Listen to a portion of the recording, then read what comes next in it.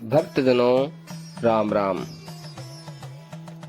दीपावली कार्तिक कृष्णा अमावस्या को मनाई जाती है। जब अमावस्या रात्रि व्यापिनी होती है, रात्रि के समय अमावस्या होती है, उस समय महालक्ष्मी का प्रादुर्भाव हुआ था। अतः कार्तिक कृष्णा अमावस्या जिस रात्रि को पड़ती है, उस रात्रि को दीपावली मनाई जाती है। इस बार रात्रि में अमावस्या 31 अक्टूबर को पड़ रही है, अतः 31 अक्टूबर को दीपावली मनाई जाएगी। क्योंकि 14 गुरुवार 3:54 तक है, उसके बाद में अमावस्या आ जाती है, जो 1 नवंबर को 6:16 तक रहेगी। अतः 31 अक्टूबर की पूरी रात में अमावस्या रहेगी, इसलिए 31 अक्टूबर को ही दीपावली मनाई जाएगी। काशी विद्वत परिषद के द्वारा भी ये घोषणा की जा चुकी है कि 31 अक्टूबर को ही दीपावली पूरे भारतवर्ष में मनाई जाएगी और ये 5 दिन का पर्व होता है।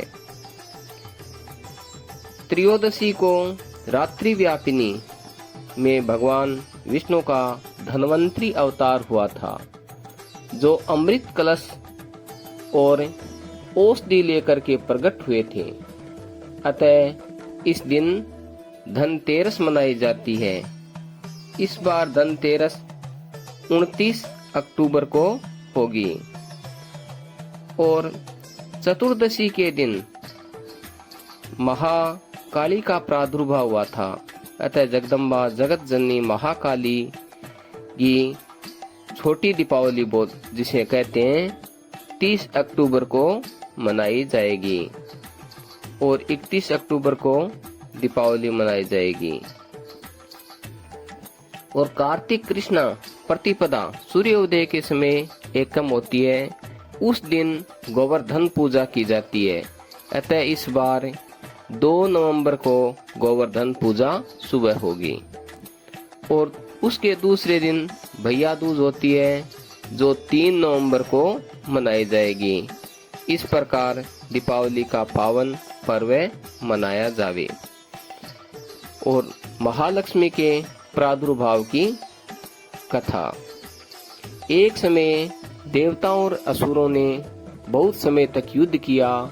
युद्ध के उपरांत उनमें समझौता हुआ और समझौते में ये निर्णय किया गया कि हम समुद्र का मंथन करेंगे, जिससे अनेक रत्न निकलेंगे।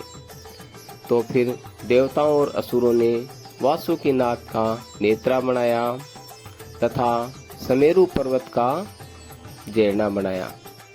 एक तरफ राक्षस लग गए, एक तरफ देवता लग गए और उन्होंने समुद्र का मंथन किया। तो समुद्र का मंथन किया तो कार्तिक अमावस्या को सायंकाल गोधूली वेला में महालक्ष्मी का प्रादुर्भाव हुआ। तो महालक्ष्मी का प्रादुर्भाव हुआ तो सभी देवता और असुर उन्हें महालक्ष्मी की स्तुति की। नमो देव्ये महादेव्ये शिवाये सततम नमः, नमः प्रकृति भद्राये नियता प्रणता स्मृताम। तो महालक्ष्मी ने देवताओं और असुरों को आशीर्वाद दिया और तब उन्होंने ये वरदान मांगा, इस दिन आपकी जो पूजा आराधना करेगी उस पर आप प्रसन्न होइए। तो महालक्ष्मी ने तथास्तु कह के उनको वरदान स्वीकार किया।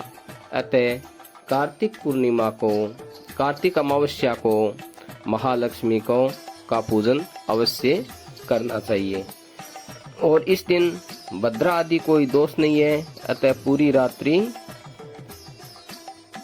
इनका पूजन किया जा सकता है।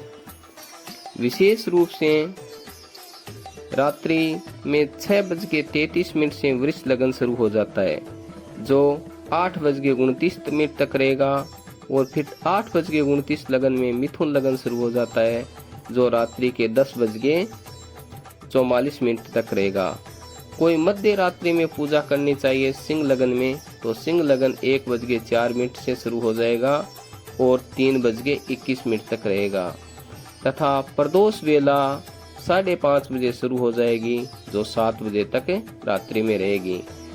अतः सायंकाल 5:30 बजे से लेकर के रात्रि के 11:15 बजे तक और उसके बाद में 1:04 से 3:30 बजे तक महालक्ष्मी का पूजन किया जा सकता है। और इस महालक्ष्मी के पूजन के अवसर पर गोपाल सहस्त्र नाम का पाठ करना बहुत ही लाभप्रद रहता है। और महालक्ष्मी की उपासना नाम आदि मंत्रों से करने से महालक्ष्मी प्रसन्न होती है। इस दिन कुबेर भगवान का, गणेश जी महाराज का, महालक्ष्मी का, महाकाली का, महासरस्वती का पूजन करना विशेष फलदायक होता है। और रात्रि में गाय के घृत आदि के दीपक जला करके महालक्ष्मी की उपासना की जाती है। जय श्री राम, जय महालक्ष्मी।